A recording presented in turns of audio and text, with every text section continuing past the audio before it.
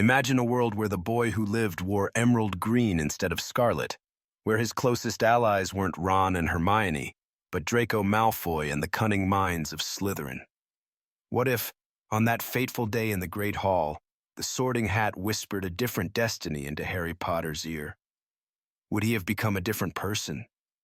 Would he have embraced the ambition and resourcefulness of Slytherin House? Or would he have been consumed by its darker elements? This is the story of what could have been. A tale of friendships that never were, rivalries that turned into alliances, and a destiny rewritten. Let's step into the halls of Hogwarts and explore. What if Harry Potter was sorted into Slytherin? The Great Hall buzzes with excitement.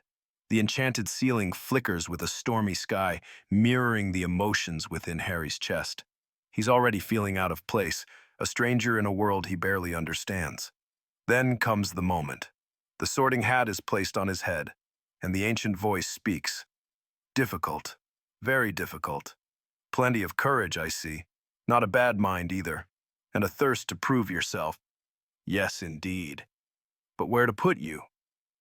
Harry clings to one thought. Not Slytherin, not Slytherin. Not Slytherin? The Hat chuckles. Are you sure? You could be great, you know. It's all here in your head. Slytherin will help you on the way to greatness. No doubt about that. The words echo in Harry's mind. Greatness. Power. He doesn't know why, but part of him is drawn to it. He spent his life powerless, unwanted. Maybe the Hat is right. And so, with the faintest hesitation, he allows it. Slytherin. Silence. Then applause, but not from the Gryffindor table. Instead, Harry is ushered toward the Slytherin table, where Draco Malfoy smirks and pulls out a seat for him. His fate is sealed. Life in Slytherin is nothing like what Harry expected. The common room beneath the lake feels more like a lair than a home. Cold green light filters through the water-stained windows. Whispers slither through the stone corridors. Draco Malfoy is the first to take an interest in him. You're different, Draco says, examining Harry like a rare artifact. Famous but not arrogant. You don't even know what you are. Harry shrugs. He doesn't have an answer. But Draco, Pansy Parkinson, Blaise Zabini, and the others begin to accept him in ways the Dursleys never did. It's intoxicating. Snape, too, is different. There is no immediate hatred, no sneers. Instead, Snape watches him carefully, intrigued. And for the first time, Harry wonders, maybe he belongs here. But not everyone is pleased. Harry's sorting into Slytherin sends ripples through Hogwarts. Ron Weasley, who had been friendly on the train, now looks at him like a stranger. You're in Slytherin? Ron spits. Are you mental? Harry doesn't know what to say. He doesn't feel different. But Ron has already turned away. Hermione, on the other hand, tries to reach out. Houses don't define us, she insists. You can still be you. But Harry is beginning to wonder, is that true? As the days pass, Harry begins to notice something strange. The whispers, the stolen glances from older Slytherins, and a name that lingers in the darkness of their conversations. Voldemort. In Gryffindor, Harry might have been shielded from the remnants of the Dark Lord's influence. But in Slytherin, the past is alive. You must feel it, Draco says one night in the common room. The power that runs through you. We are his legacy, Potter, the future of wizardkind. Harry shivers. He doesn't want this. But can he escape it? Because deep down, something is stirring inside him. A connection, a pull toward something dark, and he's afraid. Harry Potter's journey has taken a turn unlike any other. No longer the boy who lived in Gryffindor, he is now surrounded by cunning minds and ambitious hearts. But as he navigates this new path, one question remains. Will Slytherin shape him into something greater, or something darker? Previously, we witnessed a reality where Harry Potter was placed in Slytherin instead of Gryffindor. His friendships changed, his enemies took new forms, and the shadows of Slytherin House whispered of a destiny he wasn't sure he wanted. But what happens next? How does being a Slytherin affect his rivalry with Draco Malfoy, his connection to Dumbledore, and, most importantly, his link to Voldemort? Harry's first months at Hogwarts are completely different from what they were supposed to be. He still discovers his talent for flying, but this time, it's Snape who recommends him as Slytherin's new seeker, not McGonagall. Instead of being cheered on by Ron and Hermione, he's surrounded by Malfoy, Crabbe, and Goyle. The Slytherin team welcomes him, but only to a point. "Don't mess this up, Potter," Marcus Flint, the Slytherin Quidditch captain, warns. "Slytherin wins. That's all that matters." The pressure is immense, and for the first time, Harry realizes that in Slytherin, weakness isn't tolerated. You either rise to power or you fall. Meanwhile, Ron and Hermione drift further away. Hermione, still kind, tries to talk to him, but Ron barely acknowledges him anymore. The trio that was meant to be never forms. But one person is watching Harry closely. Unlike in the original timeline, Snape doesn't despise Harry. He's intrigued by him. A famous boy thrown into Slytherin with natural talent and untapped potential. "You are not your father," Snape tells him one evening in the potions classroom. "But you could be greater, if you are willing to learn." For the first time, instead of constant criticism, Snape offers mentorship. He teaches Harry subtle things: how to command respect, how to see through manipulation, how to control his emotions. But there's one lesson Harry can't ignore. Power is everything. And if he doesn't take control of his own fate, someone else will. With Harry and Slytherin, his rivalry with Draco Malfoy takes on a new dynamic. Instead of being enemies, they form an uneasy friendship, built on mutual respect and silent competition. Draco, raised with the belief that Slytherins should be superior, doesn't fully trust Harry at first. "You're famous, but that doesn't mean you belong here," Draco mutters one night in the common room. But as the year progresses, they learn from each other. Draco teaches Harry about pure-blood traditions and the hidden politics of the wizarding world. And Harry, with his natural leadership, begins to outshine Draco in ways that frustrate him. However, there's still one rivalry that remains unchanged: Draco versus Hermione. Draco despises her, just as he did in the original timeline. But now, Harry finds himself caught in the middle. He doesn't share Draco's prejudice, but he also doesn't openly defend Hermione. He's learning the Slytherin way: choose your battles wisely. But when Hermione is bullied in the corridors, Harry feels a flicker of something dangerous, a feeling that he doesn't belong here after all. Despite the changes in his life, some things remain the same. The mystery of the Sorcerer's Stone still looms. And just like before, Harry, Draco, and the others eventually come across Fluffy, the three-headed dog. But this time, Harry's companions aren't Ron and Hermione. It's Draco and Blaise Zabini. "What is that thing guarding?" Draco whispers. Instead of Hermione's logical mind, Harry is surrounded by ambition and greed.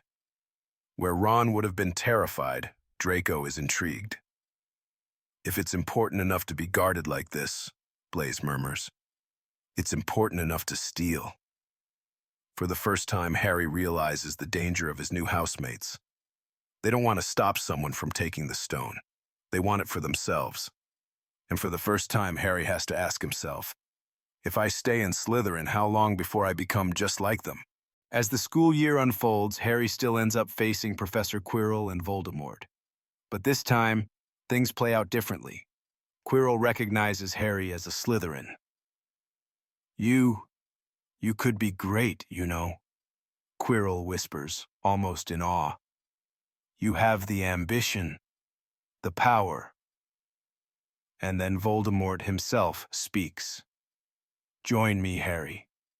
You have been placed where you belong. Embrace it." Harry feels the pull, a temptation he never felt as a Gryffindor. The Sorting Hat saw it, Snape saw it, Draco saw it. He could be great, he could be powerful. But in that moment, he makes his choice. Never. Just like in the original timeline, Harry refuses Voldemort. He fights, he burns Quirrell's skin with his touch, and he proves that being in Slytherin does not mean he is destined for darkness. But as he collapses in Dumbledore's office afterward, a chilling thought remains. How long before the darkness calls again? And next time, will he be strong enough to resist it? Harry Potter has survived his first year in Slytherin. He has gained powerful allies, learned dangerous lessons, and walked closer to the edge of darkness than ever before. But this is just the beginning. Harry Potter has survived his first year in Slytherin, but he has changed. He has learned that power is everything, that alliances in Slytherin are fragile, and that the darkness of his house whispers to him more than he'd like to admit. Now, as his second year begins, a new threat emerges. The heir of Slytherin has returned. The Chamber of Secrets has been opened. And in a house full of purebloods who idolize Salazar Slytherin, Harry finds himself facing a chilling question. Is he the one behind the attacks? Unlike the original timeline, Harry's return to Privet Drive is even worse. After his first year, he isn't the same naive boy. He's grown colder, sharper, less willing to take abuse. When Uncle Vernon locks him in his room, Harry doesn't beg. He waits. He plans. And then Dobby appears. But this time, Dobby doesn't just warn him. Dobby sees something different in Harry. "You must not return to Hogwarts, sir," the elf pleads. "Master Harry is changing. The Dark Lord's power. Master Harry must not follow it." Harry scoffs. "I'm not becoming Voldemort." But for the first time, the thought lingers. When the Weasleys arrive to rescue him in the flying car, Harry hesitates. The Weasleys don't see him the same way anymore. Ron, especially, hasn't forgiven him for choosing Slytherin. He isn't sure where he belongs anymore. Back at Hogwarts, things are different. Harry is no longer the new Slytherin struggling to fit in. He has power now. His performance in Quidditch has earned him respect. His rivalry with Draco has shifted into a cold, strategic alliance. Even Snape looks at him with something close to approval. But then, the attacks begin. First, Mrs. Norris, then Colin Creevey, then Justin Finch Fletchley. And this time, the whispers in the corridors are worse. Because Harry isn't just a famous boy in Slytherin, he's a Parselmouth. During the dueling club, when Malfoy summons a snake, everything changes. Just like in the original timeline, Harry speaks Parseltongue to the serpent. But this time, it doesn't just make him an outcast. In Slytherin House, it makes him something more. "The Dark Lord was a Parselmouth too," whispers Pansy Parkinson. "Maybe Potter really is his heir." Draco watches Harry closely. Blaise Zabini smirks. The younger Slytherins look at him with something close to reverence, and suddenly, Harry realizes he isn't just suspected of being the heir of Slytherin. Some people want him to be. In the original timeline, Ginny Weasley finds Tom Riddle's diary. But this time, things play out differently. This time, the diary falls into Draco Malfoy's hands. Lucius Malfoy still plants it in Ginny's books, but Draco, ever curious, ever jealous of Harry, takes it for himself. At first, he's fascinated. The diary speaks to him, teaches him about the Chamber of Secrets, about Slytherin's true legacy. And then, Tom Riddle starts to whisper about Harry. "Harry Potter is powerful," the diary writes. "He is like me, but he does not understand what he is meant to be." Draco, full of doubt, full of ambition, begins to wonder, is Riddle right? And when the attacks continue, Draco starts to believe the impossible. Maybe Harry Potter is the heir of Slytherin. Eventually, Draco succumbs to the diary's influence. He doesn't tell anyone, but he writes more and more, desperate for answers. And Riddle gives him one. Let me show you how to open the chamber. And so, it happens. Draco, possessed by the diary's magic, speaks the words in parcel tongue.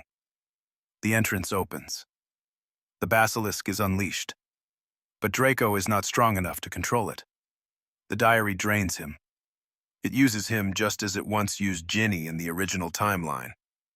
And as the attacks escalate, Draco grows weaker.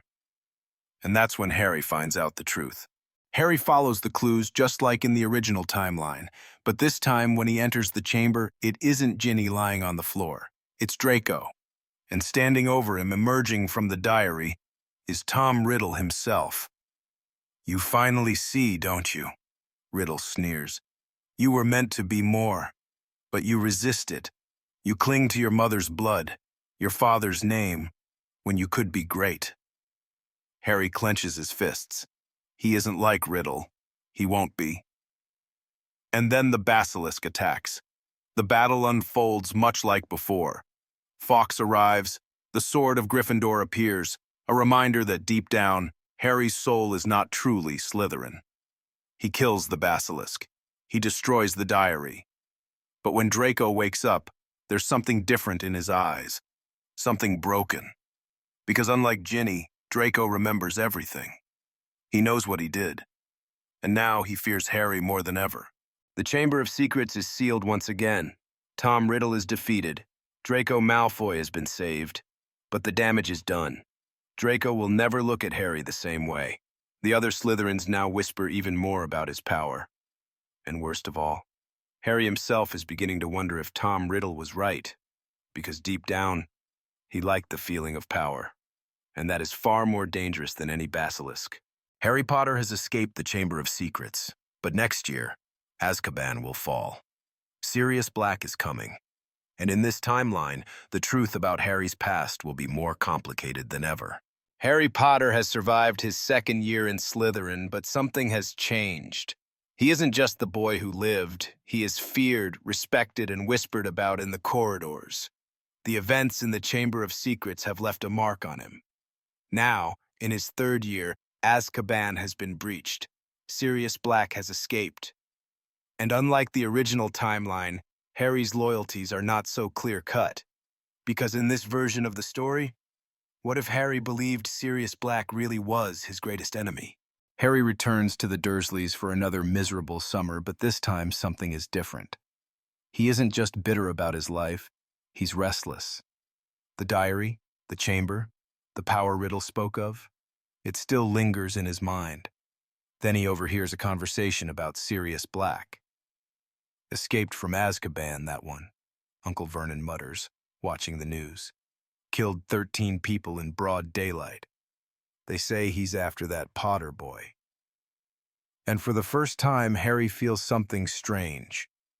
Not fear, not sadness, but anger.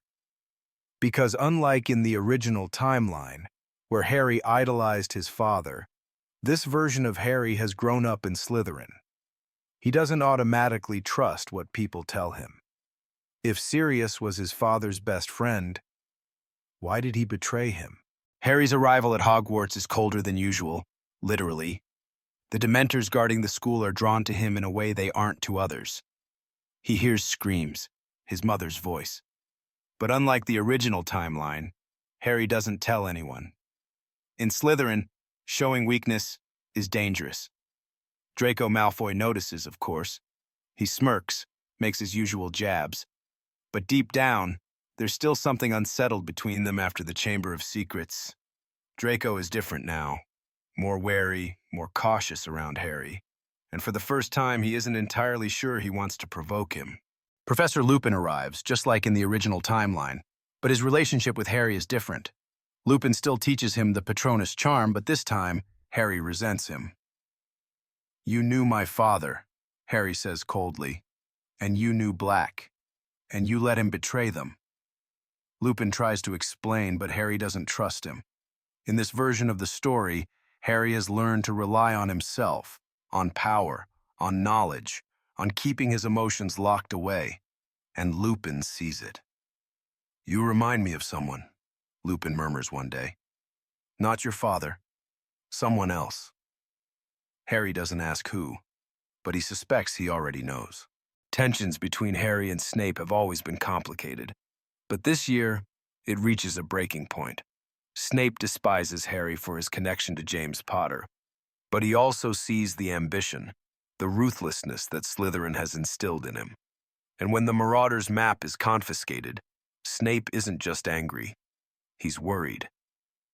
"You are more like him than you know," Snape hisses, gripping Harry's arm. But when Harry glares back, his eyes dark and unreadable, Snape realizes he isn't talking about James anymore. The big twist still comes. Sirius Black isn't the villain. Peter Pettigrew is the traitor.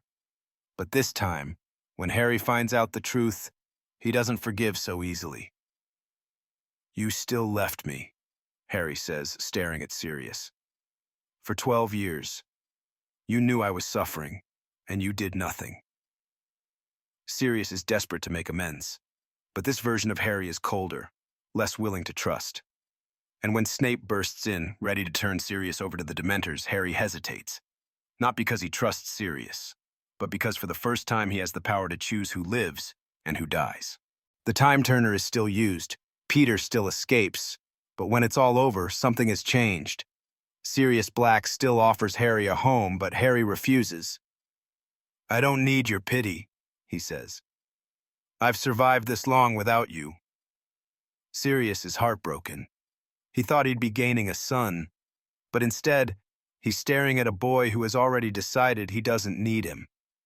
And as the year ends, Dumbledore watches Harry carefully, because now, more than ever, he sees the shadow of Tom Riddle in him. The events of Harry's third year have left him more calculating, more independent, and far less trusting. He rejected Sirius Black's offer of a home, refused to be manipulated by Dumbledore's kindness, and walked away from Hogwarts with a new understanding of power. Now, as his fourth year begins, the Triwizard Tournament is coming to Hogwarts. But this version of Harry Potter isn't just an unwilling participant. He intends to win. Harry's summer at the Dursleys is more tolerable this year, not because they've grown kinder, but because they're terrified of him. After what happened last year, Vernon and Petunia know something is different about their nephew. He moves differently, speaks differently. His green eyes are sharper, colder. And then there's Dudley. Dudley refuses to be in the same room as Harry anymore. Ever since the incident with the snake 2 years ago, Harry has never actually hurt him. But Dudley knows that now, if Harry wanted to, he could. When the Death Eaters attack the Quidditch World Cup, something in Harry shifts.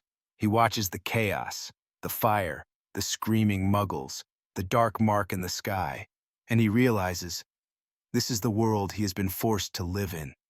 He doesn't flinch at the sight of the dark mark. He doesn't feel fear.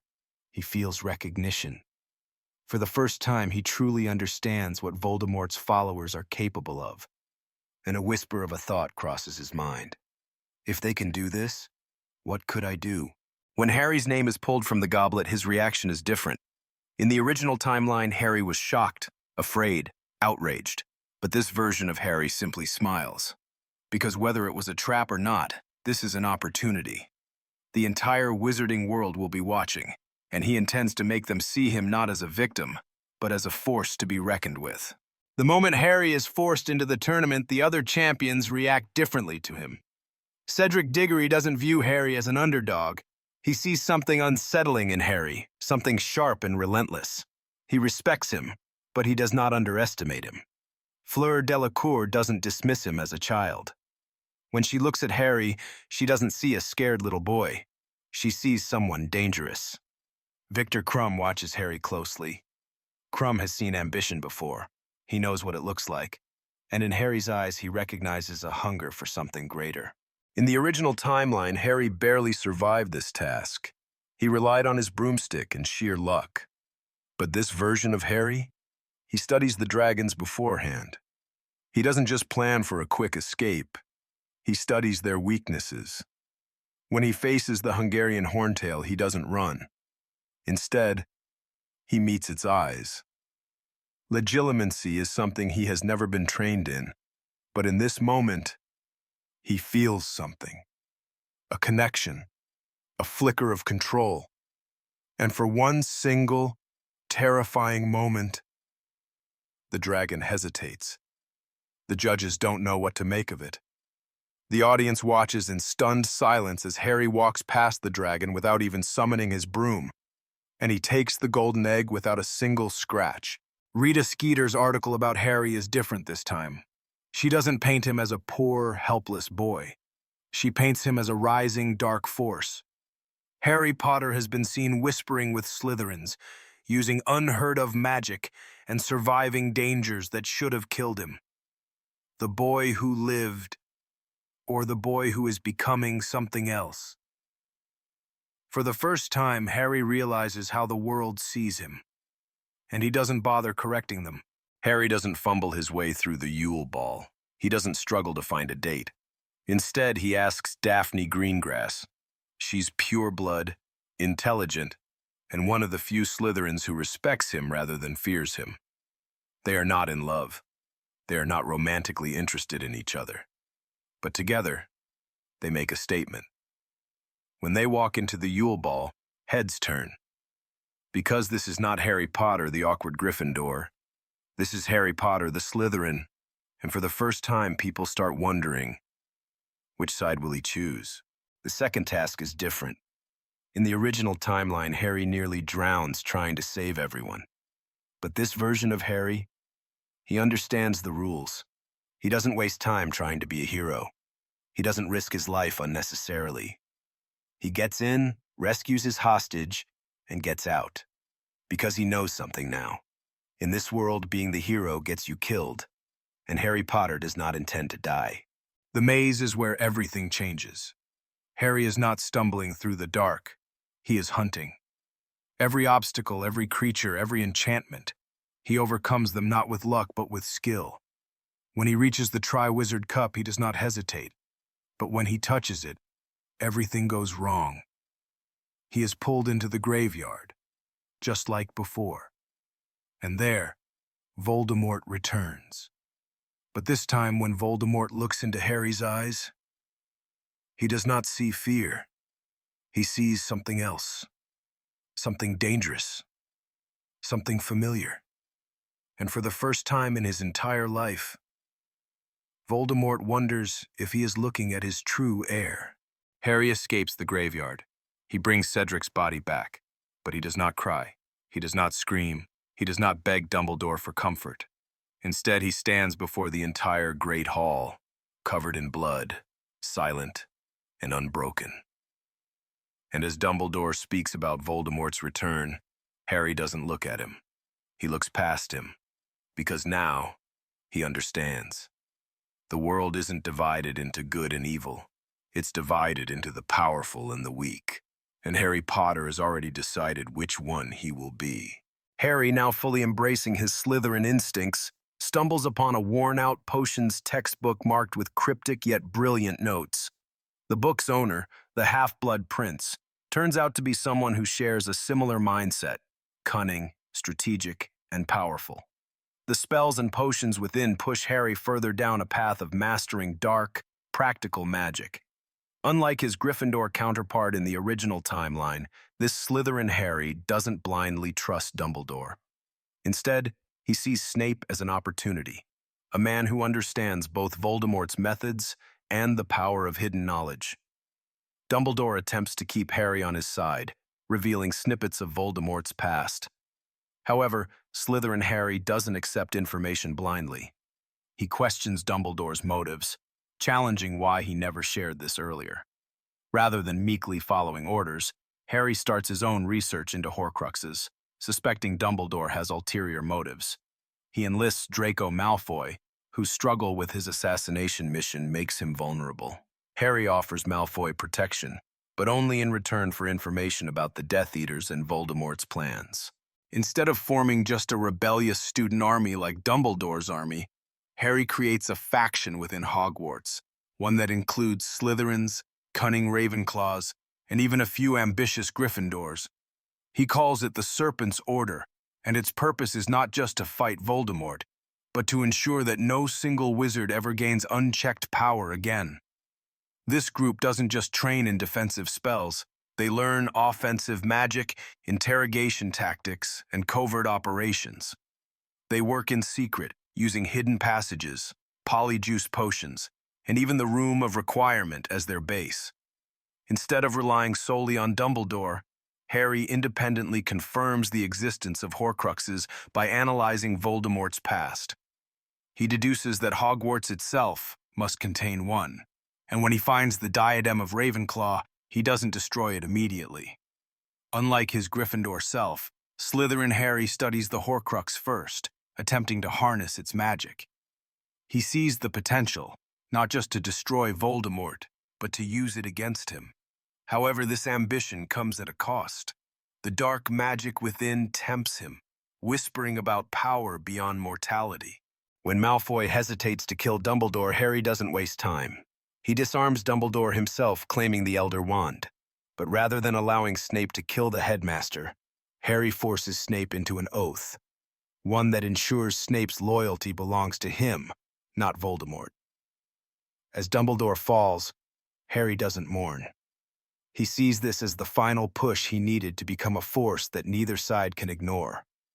With the Elder Wand in hand and Horcrux knowledge at his fingertips, Harry Potter is no longer just the Chosen One. He is something far more dangerous, a wizard who refuses to be anyone's pawn. As the dark mark fills the sky and war begins, Harry knows one thing for certain. He won't just defeat Voldemort. He'll surpass him. Unlike his Gryffindor counterpart, Slytherin Harry doesn't view the Hallows as mythical artifacts to be used against Voldemort. Instead, he sees them as tools, means to an end. With the Elder Wand in his possession and knowledge of the Resurrection Stone and Invisibility Cloak, he begins piecing together their significance. Dumbledore's death doesn't leave him lost. Instead, it fuels his belief that the wizarding world needs someone capable of making hard decisions, someone who understands both light and dark magic. He studies the legend of the Peverell brothers, realizing that the Hallows are more than relics. They represent different paths to power: mastery of death, Hallows, versus mastery of fear, Horcruxes. Unlike Voldemort, who clings to immortality through Horcruxes, Harry begins to think bigger. Rather than wandering aimlessly with Ron and Hermione, Harry takes a strategic approach. Using his growing network within the Serpent's Order, he orchestrates raids on suspected Horcrux locations. Instead of breaking into the Ministry foolishly, he blackmails a corrupt official to get inside and recover Slytherin's locket. He manipulates Bellatrix Lestrange into believing he's more dangerous than Voldemort, tricking her into revealing secrets about her vault at Gringotts. With Malfoy's help, he secures inside information on the Death Eaters, striking at them with precision, not desperation. Unlike before, Harry doesn't destroy Horcruxes blindly. He studies them first, considering whether they can be used against Voldemort. As Harry grows more ruthless, Hermione becomes wary. She fears he's becoming what he's trying to destroy. Ron, though loyal, struggles to trust Harry's methods. Harry, in turn, starts seeing Hermione as an obstacle rather than an ally. Her moral compass slows him down. When she protests against using dark magic, he reminds her, "You can fight this war with books, Hermione. I'll fight it with results." This fractures their friendship, leaving Harry to rely more on his Slytherin allies than his old Gryffindor friends. With Dumbledore gone, Snape's true allegiance is in question. However, Slytherin Harry refuses to be manipulated by Voldemort or Dumbledore. Instead of trusting Snape outright, he forces him into a magical oath, ensuring his complete loyalty. Snape becomes Harry's mentor, teaching him the magic that Voldemort fears most: legilimency and occlumency, allowing Harry to break into Voldemort's mind while shielding his own thoughts. Advanced dark arts, not for cruelty, but for countering Voldemort's own spells. Blood magic and ancient runes. Power beyond what is taught at Hogwarts. For the first time, Snape sees something in Harry that even Voldemort lacked: control. When the Battle of Hogwarts begins, Harry isn't just a participant, he's a strategist. He uses the Chamber of Secrets as a hidden stronghold, allowing his forces to strike from the shadows. He turns the Death Eaters against each other, spreading misinformation that Voldemort has marked some for execution. He sets a trap for Voldemort, using the Elder Wand not as a weapon, but as bait. As the war reaches its peak, Harry confronts Voldemort in the Great Hall, not as a desperate hero, but as an equal. Instead of destroying the Elder Wand, Slytherin Harry fully masters it. When he and Voldemort clash, it isn't luck or love that saves him. It's skill, preparation, and calculated strategy. He uses Voldemort's Horcrux connection against him, invading his mind and severing his own link to the Dark Lord. He disrupts Voldemort's magic, using spells that corrupt and drain his power. In a final stroke, Harry doesn't just kill Voldemort. He absorbs his knowledge, ensuring that no Dark Lord can ever rise again. With Voldemort gone, the wizarding world expects Harry to step aside, but he doesn't. Instead, he takes control of the Ministry, ensuring that wizarding laws change, not in favor of Muggle-borns or purebloods, but in favor of balance. Some whisper that Harry Potter has become the new Dark Lord, but others see the truth. He isn't a Dark Lord. He is the first true ruler of magic itself. As Harry stands atop the ruins of Hogwarts, the wizarding world watches, waiting for his next move. He smiles, because now the world belongs to him.